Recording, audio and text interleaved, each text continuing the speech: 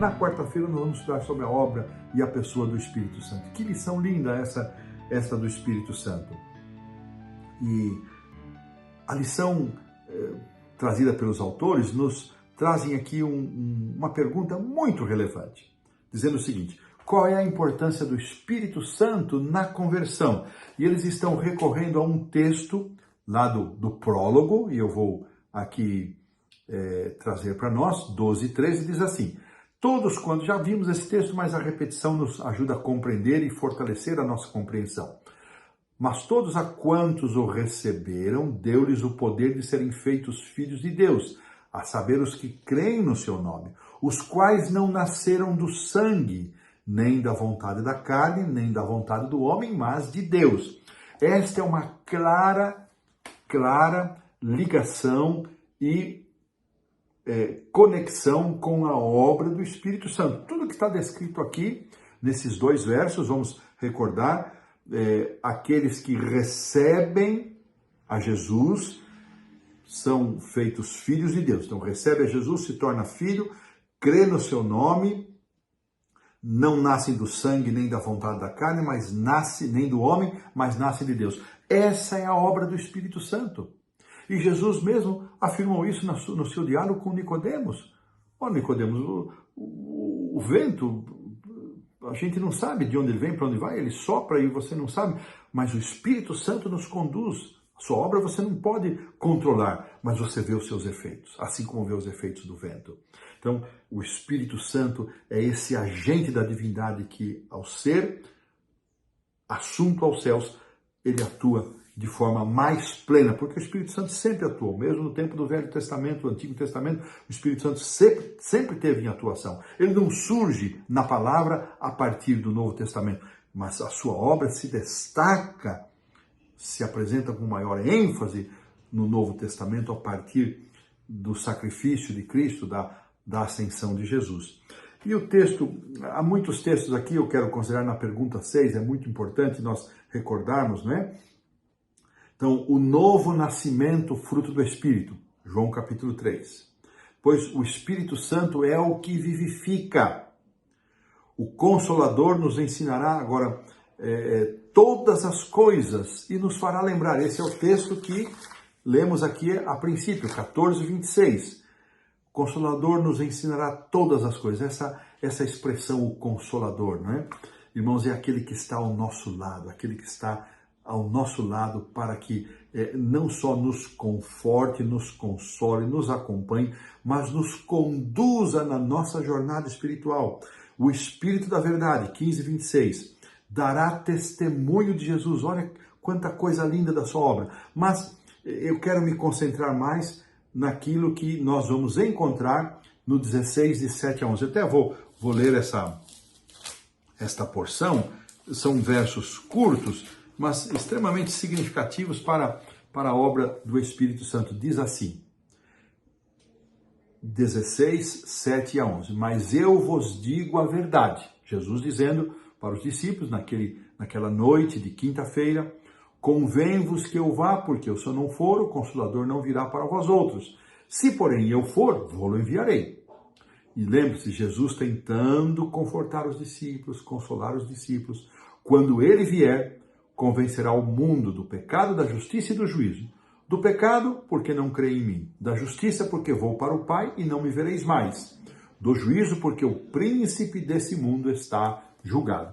Então, Jesus, na sua afirmação acerca de tantas coisas lindas que nós já recordamos aqui, algumas delas sobre o Espírito Santo, ele faz essa tripla afirmação acerca da obra do Espírito Santo.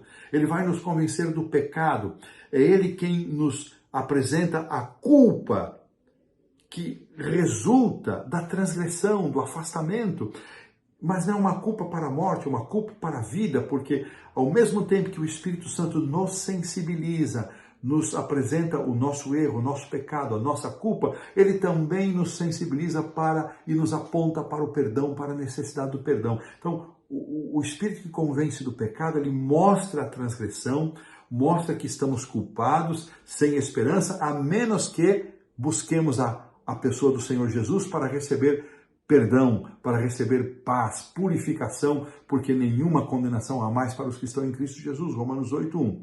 Ele também nos convence da justiça. Os autores apresentam no auxiliar para o professor uma ideia muito interessante. Esta justiça é a alegria para se praticar o bem, a alegria para se viver as verdades da salvação, os preceitos e os mandamentos de Deus. Olha que lindo, que linda aplicação. Então, o Espírito Santo não só nos convence dos nossos erros, pecados, da nossa distância, afastamento de Deus, da nossa condenação, nos mostra um caminho de perdão, nos mostra um caminho de purificação, e depois nos convence da justiça, o prazer de fazer as obras de Deus. Veja que coisa linda, que elemento que complementa, porque nós não somos apenas perdoados de forma forense, né? Não é um julgamento forense, está perdoado. O perdão, ele muda a nossa natureza, ele muda a nossa submissão, da submissão ao pecado para a submissão para Deus. Ainda que continuemos com a natureza pecaminosa, mas a natureza predominante passa a ser a natureza espiritual. O Espírito Santo faz esta obra na nossa vida. E ele então nos dá força, nos dá a capacidade de caminhar neste caminho, caminharmos nesta jornada. Lembrando do batismo de Jesus. Jesus sendo batizado, o Pai dizendo, este é o meu Filho amado, e o Espírito Santo descendo como pomba. Na obra do Espírito Santo, ele nos convence que somos amados pelo Pai, que nos oferece o perdão da obra de Cristo Jesus, a redenção da obra de Cristo Jesus, e o Espírito Santo nos dá agora a capacidade, a força, o vigor espiritual necessário para vivermos em obediência. E isso tudo pela fé. Que coisa mais linda. E finalmente do juízo, porque o Espírito também nos mostra que um dia nós vamos comparecer diante do tribunal de Deus e vamos dar conta das nossas escolhas. Assim, esta obra do Espírito Santo, que nos convence do pecado, da justiça e do juízo. Olha que coisa linda, irmãos. A obra de Cristo foi feita, a provisão foi feita para todos. João 3,16. Porque Deus amou o mundo de tal maneira que deu o seu Filho unigênito, para que todo aquele que nele crê. Veja, todo aquele que nele crê pressupõe que alguém não vai crer. E Deus não força, mas o Espírito Santo nos apresenta o que crer, em quem crer, para que crer. E nós aceitamos ou rejeitamos. A única coisa que nós necessitamos para nos apropriar das bênçãos redentoras é a fé. Isso nós não temos. É o Espírito que produz fé em nós. Isso faz parte do fruto do Espírito. Esta fé é um dom de Deus, dado pelo Espírito. Então, o Espírito trabalha. É o Adão onde estás, é a iniciativa de Deus vindo até nós, nos buscando, nos provocando, nos sensibilizando para que aceitássemos a salvação.